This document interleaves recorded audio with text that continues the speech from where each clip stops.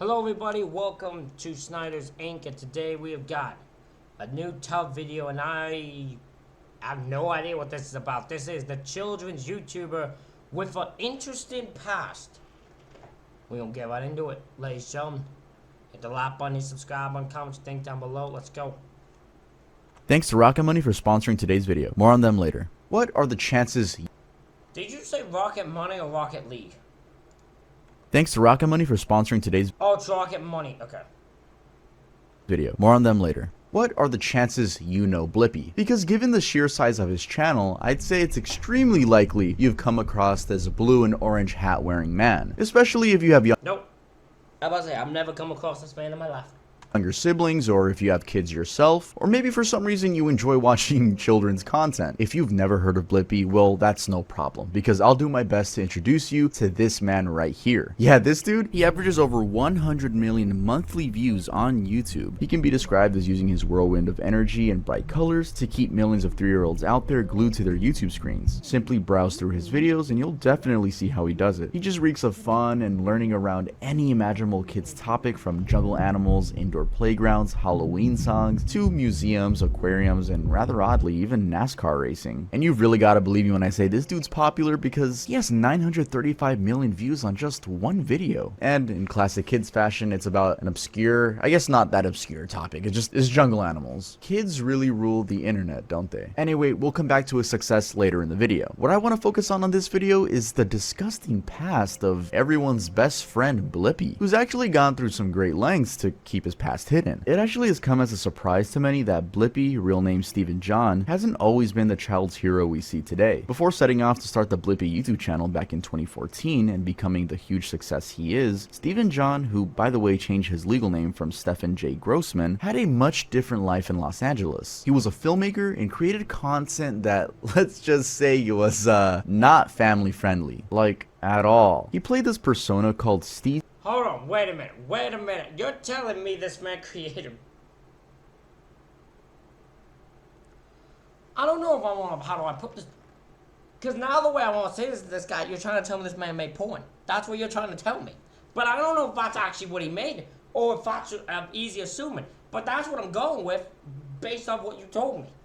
Easy Grossman, and what he did was make films that have been termed low budget and low brow, with titles like Turd Boy and The Underwear Man. One of the things I'm talking about is his R-rated twist on the Harlem Shake meme. The Harlem Shake poop video, where he poops on his friend. In the video, he poops on his friend. In the video, obviously I'm not gonna show that, but hold your horses, guys, we're gonna get there, okay? This is just the intro of the video. It's insane to think that the same person who found that funny is currently the roller coaster of all things fun and education for kids from all over the world. With all that being said, let's get into it. Let's take a deep dive into how this filmmaker, who was a custodian of extremely horrifying humor, transformed into a really loved children's entertainer. We'll also be taking a look at what parents think of him now that his past is no longer hidden. And now, a quick word from our sponsor. I recently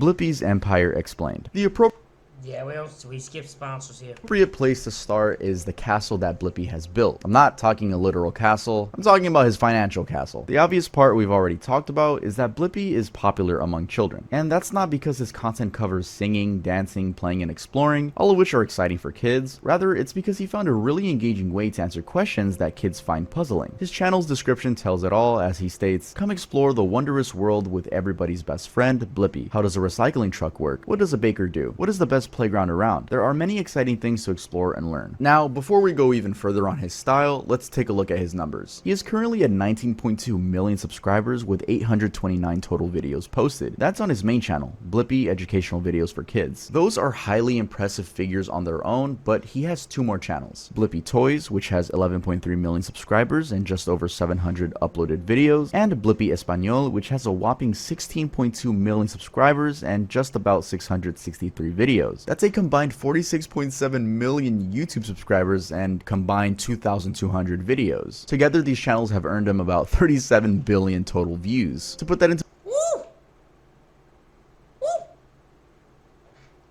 That's insane. saying? Perspective, that's almost as much as Mr. Beast's main channel. That one has 41 billion views. Being curious about his income, I checked on Social Blade and found the estimation to be anywhere between 30,000 and 475,000 in monthly YouTube earnings. But take that with a grain of salt because money determination on those types of websites isn't really that accurate. It's just to get a ballpark estimate. But that doesn't go to say if you're seeing those kinds of views, you're definitely seeing a pretty penny. Now with these figures in mind, let's go back to his style. I think what sets Blippy apart, as I already mentioned, is that he found an engaging way to talk about things kids care about. His content is undoubtedly colorful, high energy, and educational all rolled into one. All videos start out with this catchy tune, so much to learn about, it'll make you want to shout Blippy. And right from the start, his clown adjacent dressing, the high-pitched voice, playful music, and constant pop-ups as he explains stuff would probably be irresistible to any 3-year-old. I mean, I don't know what to tell you. He seems pretty good at what he does. I won't even talk about the production quality because it's sort of expected from a channel that size. Actually, I should mention that Blippy as a brand was acquired by a company called Moonbug back in 2020, and Moonbug isn't a tiny company. It has over 309 employees and could afford to pay $120 million for Blippy and Cocomelon. So yeah, no surprise in the production quality at all. It's also not surprising that Blippy would have a whole host of merchandise readily available for his audience. Just a quick search on Amazon and there's an endless variety of Blippy stuff from toys, clothing, books, to even the TV show. Their Amazon storefront also looks pretty nice, I'd say. And there's more. For example, they do city tours with tickets costing about $25 and have even collaborated with Liverpool FC for an event and special edition merch. Yeah, the football club. Also, if Blippy looks different, that's because he is. We'll get to that. I haven't even mentioned all the commercial Blippy inspired stuff out there that Stephen John and his team are not profiting from. Honestly, it's quite an empire this dude has built in just 10 years. And while at it, he has of course gotten the attention of many, given media features in CBS News, Forbes, Mashable, and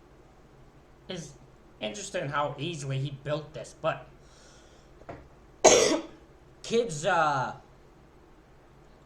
if you got the right personality, kids are good for entertainment. Kids are an easy market to get. Because as long as you put flashy stuff and you know what to target for kids, you can become a kids channel pretty quickly. others. The 2017 to 2018 period particularly earned him lots of recognition by the media for reasons only the kids channel gods may know. It's money in numbers. All those articles I've shown you are from that time. I might as well throw it in here that some moms had, or maybe still have, the hots for Blippy. In a now deleted thread in a Reddit mom group, someone posts, "Does anyone else want to Blippy? Way to sexualize the thing your kids watch." Anyway, while browsing articles written about him, I found an interesting reason why he was able to start the Blippy channel so successfully. But before we get to that, let's switch gears and get into his really weird backstory. A weird backstory. Let me begin by reminding you that Stephen John changed his legal name from Stephen J. Grossman. It's therefore very likely that anyone who knows him as Stephen John wouldn't be able to recognize him from his Steezy Grossman persona. It's no wonder that BuzzFeed put it this way. While some may have seen Blippy throw the first pitch at a 2018 Arizona Diamondbacks game, they've almost certainly never heard of Steezy Grossman. So first, let's clear the question. Why was Steven making films? Turns out he went to UCLA Extension to study cinematography and film production, and so he was right within his alley with the acting and filming stuff. The problem is, with his Steezy Grossman persona, he chose a rather odd route and adult-rated route to take. He was a turd boy. You heard that right, a turd boy. In a fake trailer for a film called Turd Boy, Steezy plays a role that is hard to describe, not because of its complexity, but rather its nastiness. Basically, it's about getting pregnant from anal sex, and then the baby comes out, but it's half poop, half human, so it's called Turd Boy, and the whole little skit fake trailer video he made is about the kid, I guess, getting bullied and going through life and its troubles, and it's like him covered in makeup prosthetics of poop, so it's pretty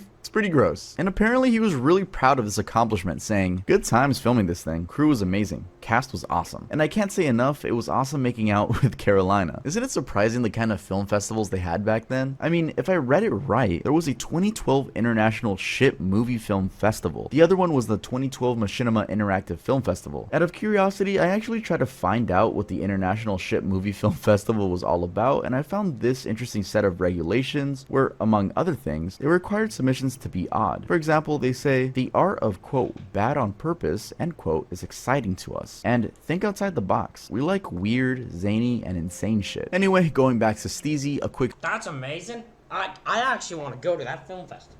Is that still a thing?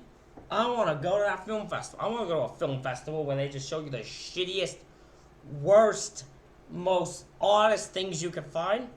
Search on the Internet Archive will show you that these roles were nothing new to him. For instance, I found that he also did P Troubles, Dick Genie, and Underwear Man. So yeah, pretty strong choice of content, definitely leaning more towards the NSFW side. Unsurprisingly though, that turd theme would later feature in his other shenanigans, such as the Harlem Shake poop. The Harlem Shake poop. Alright, so before we talk about his twist on the Harlem Shake, let's talk about the Harlem Shake. That is, if you somehow didn't hear about it in 2012, I don't know. Some of you born in 2012, I have no idea. Basically, it was a dance that came from a song. But we're gonna take a closer look at it just to really show you how far Steven went with this thing. So, as already mentioned, the whole thing was originated from a song, a track titled Harlem Shake by American DJ and producer Bauer. This heavy bass instrumental track, though released in 2012, later grew wildly popular and it sparked the dance series in 2013. So this is the reason I'm gonna be limited in my monetization, is this part.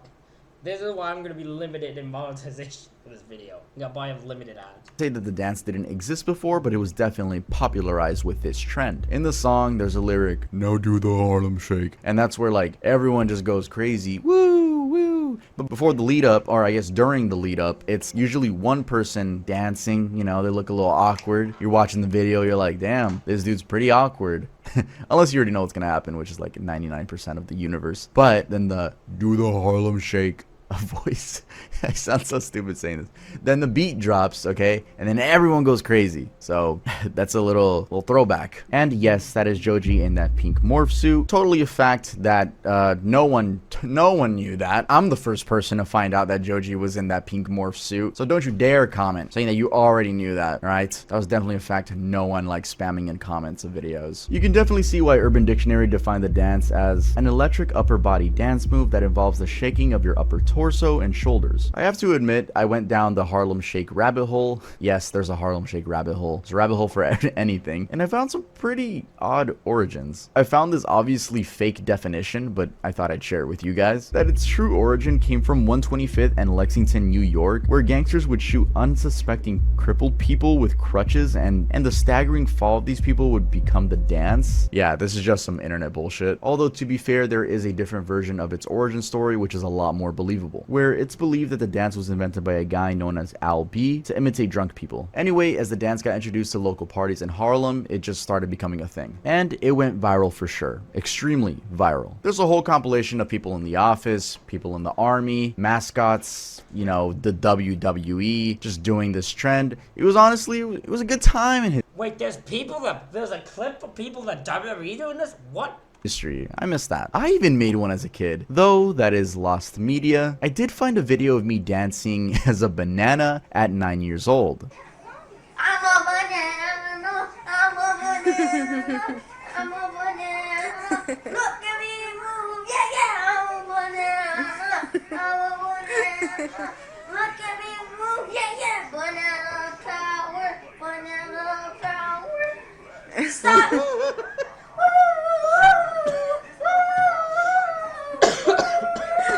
I'm done. Alright, I don't know how to transition. You know what, Tom? I needed that. I actually needed that. I needed that clip. Thank you.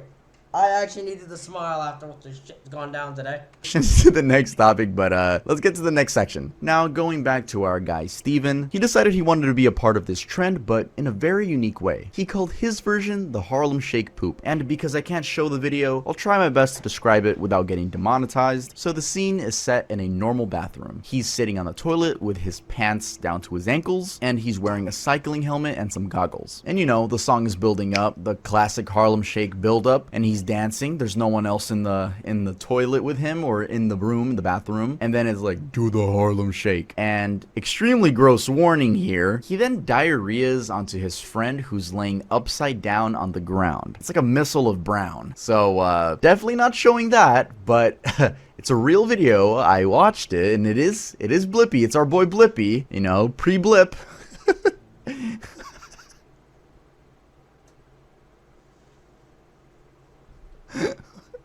God.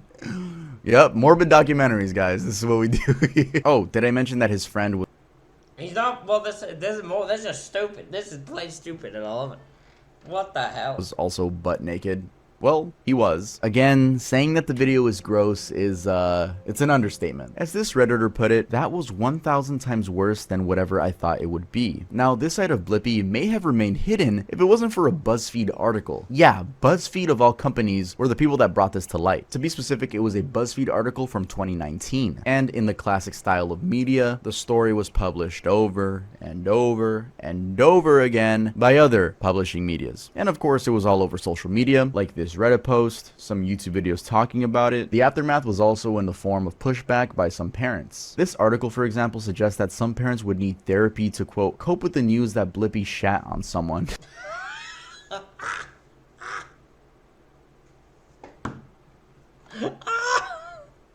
That's the greatest article I've ever taught. Oh, that's amazing. Therapy for parents who are still gonna cope with the news that Blippy shat on someone.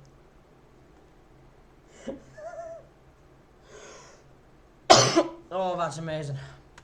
End quote. Another article details the response from a mom of 2 in Virginia who said, "This kind of changes the game for me as far as letting my kids watch his videos. It just feels weird to know that he participated in these disgusting acts and has now shifted his focus to working with children. We wouldn't let a teacher with that background work with kids. Why would a child entertainer be any different? Using copyright laws to hide the dark past." So again, just so we're on the same page here, in 2019, BuzzFeed revealed his past. And what did Blippy do? Well, he and/or his team filed a DMCA copyright infringement claim against BuzzFeed to not publish the video anywhere. And a DMCA claim, for anyone who might not know, allows a person, the copyright holder, to get someone else, like a website, to take down user-uploaded material that belongs to the copyright holder. So in our case, Steven was the owner of the Harlem Shake poop video and used the copyright law to get BuzzFeed to not publish the video anywhere. It also turns out that he didn't only send a legal notice of infringement to BuzzFeed, he also sent it to Google after a Russian website hosted it and Google indexed it. A Vice article also clarifies that in an interview, Blippy said that it wasn't the BuzzFeed report that prompted his response. Rather, he had already been doing that for years whenever it popped up somewhere online. He specifically said, "It wasn't BuzzFeed's reporting that led me to try to get the video taken down. I've been doing that for years, pretty much whenever and wherever I find it up somewhere." He also came after the Vice people a little bit, saying, "Filing a takedown notice hardly qualifies as going to, quote, extreme lengths." I don't know, man. I think it's pretty extreme. I don't know if you think that, Blippy. Poop man. I'm gonna call you Poop Man for the rest of the video, and I'm not. Now, winding back a bit to the DMCA part, you can see that on the takedown request sent to Google, the original URL is specified as harlemshakepoop.com. Why is that important to know? Well, I want you to get a sense of how committed Blippy was to going viral. Having a dedicated website means that Blippy wanted people to visit it. More on that later. Anyway, thanks to the unforgetting nature of the internet, you can actually look it up. I'm not encouraging you to do that, but you can look that up on Google and it pops up right there on the Internet Archive. Again, I'm not recommending that. No, don't do that. That was just an educational statement. This is an educational video, guys. So, YouTube reviewer, if you're watching this is an educational video about a weird topic. But anyway, what happened after all this information came out? Well, Blippy responded. So let's get to what he said. Blippy's apology and transformation. Let's actually start with his response to the BuzzFeed article, because that's where most of the information about the poop saga comes from. In a statement to BuzzFeed, he said, "At the time, I thought this sort of thing was funny, but really it was stupid and tasteless, and I regret having ever done it." He also said, "I've grown up a lot since then, and I trust people will see me as the person I am now, not the idiot I was back then." That response has 2 things that it communicates strongly. One is that he obviously regrets his past, and 2, he's alluding to the fact that he's changed as a person. However, like a shadow, his past keeps lingering, and there's no real... Yeah, there's never a way to get out of the past. Once you've done something, they just hold it against you for fucking years. They will hold you and drag you down to hell with your damn video. Way to shake it off. In fact, a good way to perceive this is to think of what our community now insinuated. Should John's checkered history determine the fate of his beloved character Blippy? In other words, should bad history mean that a person can never change? This is a topic that we've actually talked about in my YouTubers that ruin their lives video, specifically the Shane Dawson part, because these are people that have done really horrible things. Blippy was just disgusting. I don't think he hurt anyone. But believing in growth, you know, if you want to believe in that someone has grown, that's on you. But usually there is evidence, you know. If this dude hasn't done anything crazy in 10 years, it's more than likely that he's changed. But, you know, we'll never know behind closed doors. Steven's... That's what I'm saying. If he's not done anything in 10 damn years, I think it's safe to say he's not that stupid dude anymore. I think it's safe to say. Because this dude wasn't the... Look, if my man's making a bunch of fucking shit jokes and that behind closed doors. As long as he ain't making videos of stupid shit like that, I mean, he can do whatever the hell he wants. His lawyer actually put it as, it was a consensual, non-sexual poop joke. No one got hurt, it's not sexist or criminal or problematic, it's just pure jackass prank stupidity. Blippy also responded to the Vice article about his use of copyright law to bury his past. Again, he emphasized that he was regretful of having made the poop video or even finding that kind of entertainment funny. He said, although I thought stuff like the Harlem Shake poop video was funny when I was in my early 20s, these days I'm really embarrassed that I ever did anything as stupid and gross as that. He even took a jab at the journalistic standards of both Vice and BuzzFeed. He implied that Vice, and I've already mentioned this, was inaccurate for saying he went to extreme lengths to try to get the video taken down after the BuzzFeed article came out. He suggested that BuzzFeed's article was not, quote, a blockbuster investigative report, end quote, as Vice phrased it. And the sheer fact that Vice thought that was true was reflective of deteriorated journalistic standards. Basically, I think he was just trying to tell him that y'all hyped up this video of me pooping, and it's not worth the hype. But Blippy, let me tell you something, it is worth the hype. It is. In fact, there are parents who are still on his side even after discovering his past. Our Community Now reported, for some parents the apology is sincere, and the benefits of Blippy outweigh his past history. One parent, for instance, speaking to BuzzFeed, said, do I want my kid to go and give him a hug? Probably not, but I also don't want to deprive my kid of his construction videos that have actually really helped boost his language skills. I just might not watch that Chocolate Factory video again. I don't know exactly which video she's referring to, but I'm willing to bet it's this one. Anyway, the point is that even after some parents discover his past, they're not going to go through the effort to cancel him. And this is obviously kind of true given his growth in the past couple of years. At the time that BuzzFeed published our article, the channel was at about 3.6 million YouTube subscribers, and that number has now grown to 19.2 million. And his other channels have also experienced a similar trend. There's a chance growth means people love him, right? Viral strategy using past skills. Now, while that poop stuff is a major controversy, that isn't the only thing that puts people off when it comes to Blippy. For example, there's an entire Reddit thread framing him as just a guy after money with no care for the children he's supposed to be entertaining. The thread, which could be just a rant to be fair, mentions that Blippy seems obsessed with brand growth given how he's always emphasizing the kids to spell out his name and search it online, sort of drilling his brand into their young minds. But if you want to watch more of my videos, all you have to do is search for my name. Will you spell my name with me? Ready? B-L-I-P-P-I. Blippy, good job. The thread also mentions an interview where Blippy talked a lot about his approach at the beginning of his content journey, including living in LA for 6 years and learning skills like online content marketing. There's also a mentioning of the bewildering large merchandising operation that he runs, and again, it's Look, my man can care about the children and be a businessman at the same time. I'm sorry, I can't be mad at someone for also liking money. If my man wants to do kids videos, entertain kids, and help kids, while also making a shitload of money, I can't see the problem with that.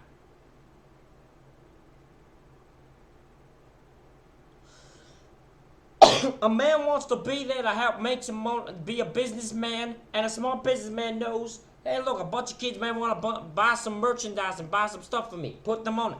That's not a bad thing to me. A businessman is a businessman. He's multiple. He's a businessman and entertainer. That's everyone else. Every kid's cartoon. Every company that makes kids content. All do it for money. This isn't a groundbreaking new guy here. Everything revolves around money. I don't understand why you say it. Why this person's ranting like he's the only person that cares, that wants money and doesn't care about. I don't know what the f you're on about. prior skill set and career path have nothing to do with kids. Now, take all this information with a grain of salt because we are talking about a Reddit rant here. But still, I hope you can see some of the other things that people find unpleasant about Blippy. And I'm not saying that just based on that Reddit rant. Nope. If you actually search around on the internet, you'll find parents even talking about how they just don't like his vibe from the jump without even having learned about the Harlem Shake thing. Anyway, the reason I brought up that Reddit thread is because of one of Blippy's critical skill sets, SEO specialist. Right from the start, before he even made the Blippy channel, it seems like like Steven was committed to finding ways to go viral through entertainment. I actually like how BuzzFeed phrased it. They said, beneath the surface, Blippy and Steezy Grossman share two traits: a willingness to debase themselves, be it clownish antics or taking a literal dump, for entertainment, and a methodical, calculated effort to use social media and its algorithms to reach as many eyeballs as possible. In short, he would go to any lengths to go viral. This ties in really well with him being an SEO specialist in his past. SEO means search engine optimization, and an SEO specialist is a job where a person essentially learns how a search engine like Google works in terms of ranking content, and then tries to use that knowledge to rank their content high on search results. YouTube uses that same idea, except it's ranking YouTube videos. So Blippy, with such knowledge of ranking factors, almost had the secret sauce when it came to making viral content. As he explains in an interview, he gave the channel, quote, a good foundation of SEO. That is more so giving it a good foundation of SEO, and then from there creating more and more videos with a good foundation of SEO. Once he had that going, it was just a matter of spamming videos. Now, in case you're still lost of what I'm talking about here, think of it this way. For example, if kids are searching up Skibbity Toilet on YouTube, how would you get them to find you? Well, you make a video revolving around Skibbity Toilet. There's a chance you'll appear in the search results. They wouldn't click on a video, you know, my vlog, my trip to the mall. You gotta hop on trending topics. It's almost how I blew up. It's exactly how I blew up. You just hop on trending topics, but he did it in a crazy way in terms of kid trends, like very niche things. I don't know how else to describe that. You can do your own research on SEO, especially when it comes to children's content, but that's a different world. It's the same YouTube algorithm, but it's just a different world, because I feel like kid trends just last for years. Like, there are still kids watching Baby Shark videos, you know? The point here is that whether it was poop videos or making content for children, he's a smart dude. Remember that even his Harlem Shake video had its own website, www.harlemshakepoop.com. And this was back in 2013 when websites weren't that easy to make. TechCrunch did actually publish an article showing just how much search traffic the term Harlem Shake was getting at the time. Now, also worth mentioning is that with a background on SEO and online marketing, it's no wonder that Blippy could see an opportunity in the market and take it. One neat trick SEO specialists use is that if you search for a specific phrase and nothing of value comes up, that's a sign they can create content around that phrase and rank first on Google's platforms. That's exactly how Steven's channel started. He says, my 2-year-old nephew wanted to watch tractor videos online, but all we could find was, well, garbage. The videos certainly weren't educational. I wanted to bring positive emotions and experiences to the act of learning. I wanted to share my curiosity with others. I wanted to make videos my nephew would be both entertained and educated by. His bet on children's content was also based on the lack of good content on YouTube. He explains that most of the good content back then was just on cable. Free content was not good. And he gives the example of tractor videos that had nothing other than just tractors with background music. Pre-2014 era YouTube wasn't much of a career for many people. There were a few lucky ones that a lot of us watched, but that was it. So it was obvious that because people saw it as a fun platform, they didn't put too much thought into the production quality of their content. Times were just different. Music videos were leading in views, for instance. Now Mr. Beast can get more views than a mainstream artist on a couple videos. Hashtag not my Blippy. Now let's wrap this up by highlighting some of the recent, or maybe not so recent, drama facing the Blippy brand. And honestly, there's not much to it other than the addition of a new Blippy actor. But this has come with resistance from many parents. The new guy, Clayton Grimm, says he ended up in the position because he'd been hired to play Blippy in Blippy the Musical after auditioning 4 times. Yeah, there's also a musical. This was back in 2019. Steven had apparently decided to look for a second Blippy so he could make more videos. Out of necessity, Grimm went from playing the musical to being flown to LA to make content, and soon enough he was everywhere that the original Blippy had been. We're talking about Hulu, HBO, Netflix, etc. Now, like I said, the drama was that some parents just resisted the fact that there was a new Blippy actor. Even though he wasn't taking it over, he was just filling in sometimes. Under the hashtag NotMyBlippy, you can find videos all talking about the parents' dissatisfaction. Apparently in the comments, some of the moms even implied that Grimm was the Wish version of the real Blippy. Kids were also not left behind and expressing their disappointment. Yup, and that's really it for this video. Ladies and gentlemen, that is it for this reaction video. Let me know what you think of this insane story in the comments. Hit the like button, hit the subscribe button. Thank you all for watching. I'll see you all for the next one.